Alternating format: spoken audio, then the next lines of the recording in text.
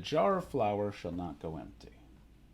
Today's first reading is the first part of the famous episode of Elijah and the widow of Zarephath. It is a story of God's providence. God's providence is shown even through the drought which Elijah had predicted earlier in the chapter.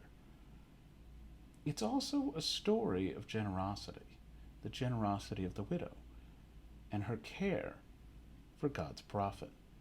She sacrifices the little she has to prepare food for Elijah. Yet God makes sure she has enough. And there's a connection between the faithfulness of the widow, and Elijah too, and God's faithfulness. And this is a common theme in many scriptural texts. We can mistakenly turn this into a mechanistic view of God's grace as somehow being earned or purchased. Yet this passage points us elsewhere. It points us to the fact that God makes a promise and keeps that promise.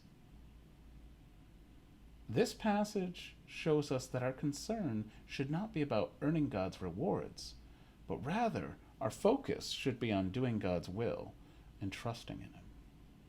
So let us today place our trust in God, not worrying about rewards or punishment, but simply seeking to do His will.